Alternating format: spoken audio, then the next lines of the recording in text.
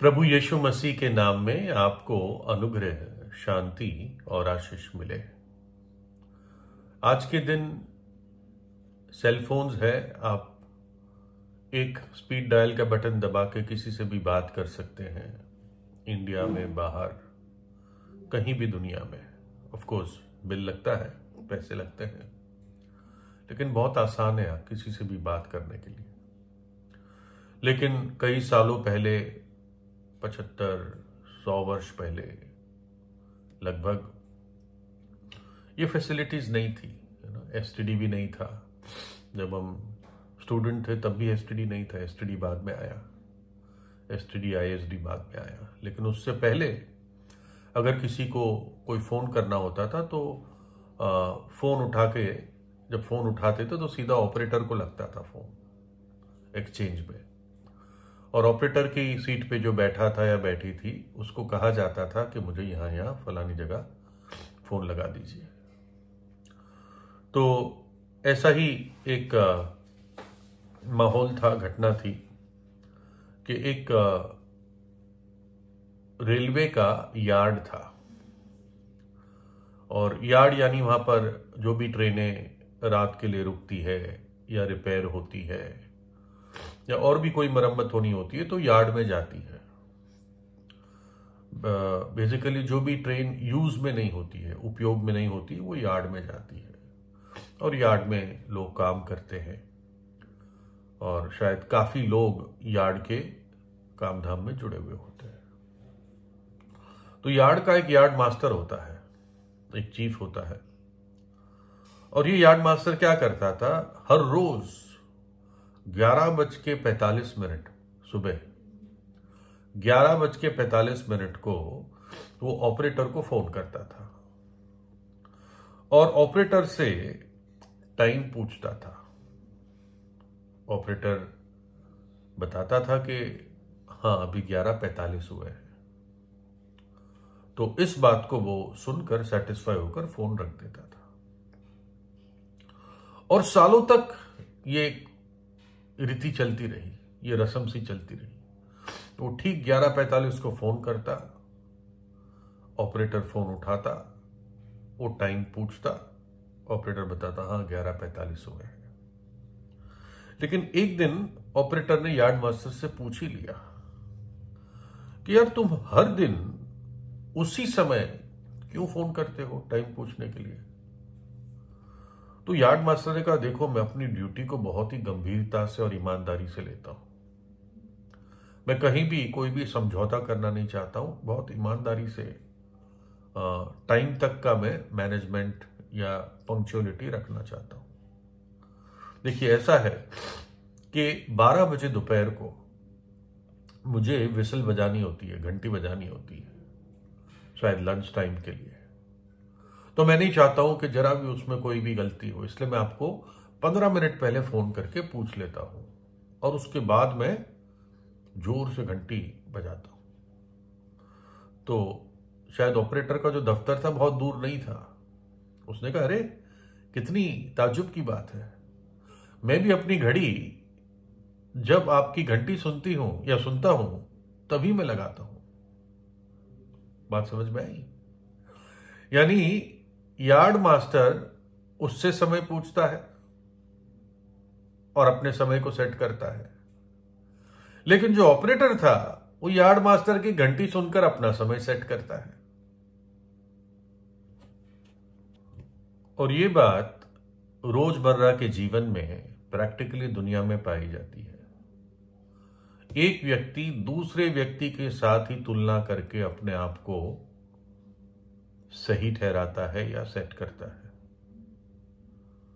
लोग एक दूसरे से अपने आप की तुलना करते हैं, संसारिक बातों में तो करते ही है, भला उसकी कमीज मेरी कमीज से ज्यादा सफेद क्यों है ना। ये एडवर्टाइजमेंट आपको याद होगा। उसके पास मेरे से बेटर गाड़ी है, मेरे से बेटर मकान है, उसके बच्चे ज्यादा मेरे बच्चों से पढ़े लिखे हैं। तो ये तुलना तो रहती है, लेकिन धार्मिक बातों में भी कुछ लोग बहुत तुलना करते हैं। एक व्यक्ति जो धर्म कर्म के काम करता है वो सोचता है मैं औरों से बेटर हूं, क्योंकि मैं कष्ट उठाकर धर्म कर्म के काम करता हूं। कई बार जो ज्यादा अत्याचार करते हैं वो बहुत धर्म कर्म के काम करने वाले लोग होते हैं, औरों को तुच्छ जानते हैं। एक हमारा भाई था, उसने एक साधु को बताया कि सबने पाप किया और परमेश्वर की महिमा से रहित है, प्रभु यीशु पापियों को बचाने आया। तो वो चप्पल निकाल के इस भाई को मारने लगा कि तू क्या कहता है, मैं पापी हूं? उस भाई ने कहा, मैं नहीं कहता, परमेश्वर का वचन कहता है तुम पापी हो।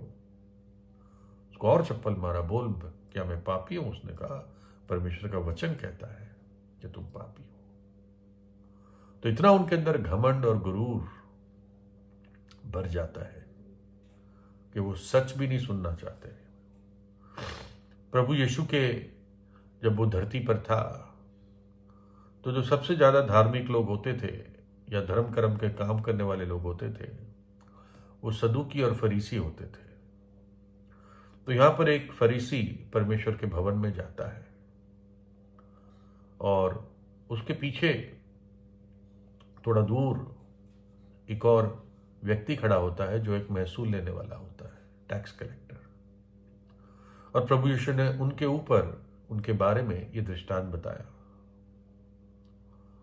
और उसने कितनों से जो अपने ऊपर भरोसा रखते हैं कि हम धर्मी हैं और वो औरों को तुच्छ जानते हैं, ये दृष्टांत कहा कि दो मनुष्य मंदिर में प्रार्थना करने के लिए गए, भवन में प्रार्थना करने के लिए गए। एक फरीसी था, धर्मगुरु था, और दूसरा चुंगी लेने वाला टैक्स कलेक्टर था।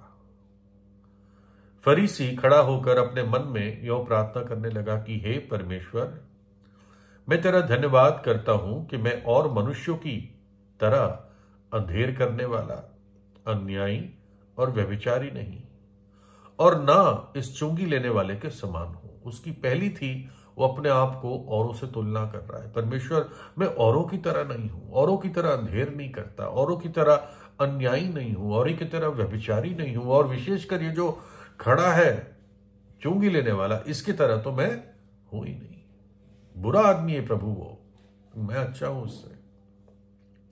मैं सप्ताह में 2 बार उपवास करता हूं, मैं अपनी सब कमाई का 10वां अंश भी देता हूं। ये तो धर्मगुरु ने कहा। अब प्रभु उस व्यक्ति के दिल की बात बताता है, परंतु चुंगी लेने वाले ने दूर खड़े होकर स्वर्ग की ओर आंखें उठाना भी ना चाहा, वरन अपनी छाती पीट पीट कर कहा, हे परमेश्वर, मुझ पापी पर दया कर। प्रभु यीशु ने कहा कि वो दूसरा नहीं, वो फरीसी नहीं, परंतु यही मनुष्य, यही चुंगी लेने वाला धर्मी ठहराया गया और अपने घर गया। परमेश्वर ने उसको धर्मी ठहराया।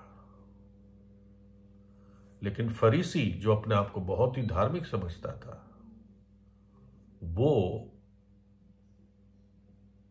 असफल रहा। परमेश्वर ने उसको ग्रहण नहीं किया, उसकी प्रार्थना को ग्रहण नहीं किया। फरीसी की खुशी इसमें थी कि वो चुंगी लेने वाले से बेहतर है, क्योंकि चुंगी लेने वाले बदनाम थे, पैसा ऐंठते थे लोगों का, अय्याशी का जीवन बिताते थे। जब आदमी को ऊपर का नीचे का पैसा मिलता है तो ऐसा ही करते हैं, जो कमाई का, मेहनत का नहीं होता। लेकिन फिर भी वो परमेश्वर के भवन में आया। उस अय्याशी में वो संतुष्ट नहीं हुआ, परेशान हुआ, अशांत हुआ, अपने पाप के लिए घायल हुआ।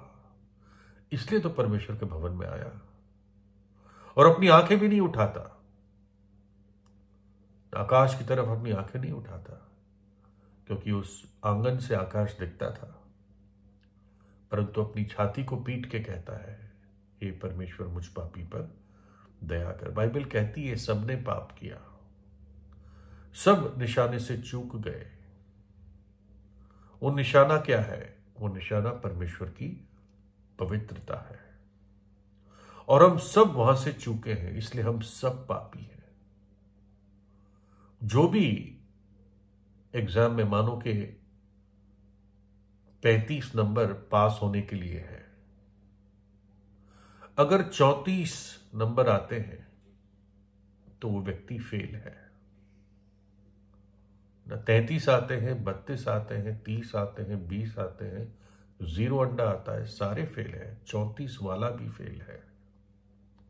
तो हम सब 34 से आगे बढ़ नहीं पाए हैं।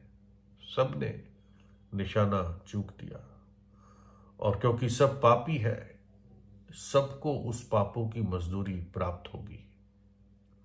जो मृत्यु है और जो पाप में मरता है वो नरक जाता है। और इसलिए बचने का तरीका सिर्फ परमेश्वर का अनुग्रह है। क्या लिखा है तीतुस 2 में? क्योंकि परमेश्वर का अनुग्रह प्रकट है जो सब मनुष्य के उद्धार का कारण है। परमेश्वर का अनुग्रह जो उद्धार लाता है सब पर प्रकट किया गया है, सब जगह प्रचार होता है। अपना मन फिराओ, अपने पापों से पश्चाताप करो, प्रभु यीशु पर विश्वास करो और आने वाले प्रकोप से बच जाओ, उद्धार पा जाओ, अनंत जीवन पालो। ये धर्म प्रचार नहीं है, ये बचाव प्रचार है। कैसे आने वाले भयानक दंड से मनुष्य बच सकता है। और हमें चिताता है कि हम भक्तिहीनता और संसारिक शारीरिक अभिलाषाओं से मन फेर कर इस युग में संयम और धार्मिकता और भक्ति से, पवित्रता से जीवन बिताए। उसका अनुग्रह है क्या कि परमेश्वर ने अपने इकलौते पुत्र को दे दिया हम पापियों के लिए। वो चाहता हम नरक में चले जाते, उसे कोई फर्क नहीं पड़ता, लेकिन वो नहीं चाहता, क्योंकि हम उसकी सृष्टि है, उसकी समानता में बनाए गए हैं। और इसलिए परमेश्वर के पुत्र ने अपनी इच्छा से अपने आप को दे दिया। कलवरी के क्रूस पर वो हमारे पापों के लिए मारा गया, हमारी सजा को अपने ऊपर लिया, दुख उठा उठाकर हमारे कर्जे को उसने भर दिया, अपने पवित्र लहू को उसने बहा दिया। और जो पापी पश्चाताप करके यीशु पर विश्वास करता है, यीशु का लहू उस व्यक्ति को धो देता है। प्रभु यीशु तीसरे दिन मृतकों में से जी उठा। आज उस पर विश्वास करें। जो धार्मिकता परमेश्वर देता है उसे अपनाएं। अपनी गढ़ी हुई या दूसरे के साथ तुलना करके धार्मिकता में आप 34 नंबर पे ही रहेंगे। लेकिन जब एक व्यक्ति प्रभु यीशु पर विश्वास करता है तो परमेश्वर अपने पुत्र की धार्मिकता और पवित्रता उस पापी पर लादता है। हमारी दाग धब्बे की कमीज उसने क्रूस पर ले ली और अपनी सफेद दाग रहित दोष रहित कमीज हमें पहनाता है, अगर हम लेने के लिए तैयार है। प्रभु यीशु से प्रार्थना कीजिए। प्रभु यीशु आपको आशीष दे।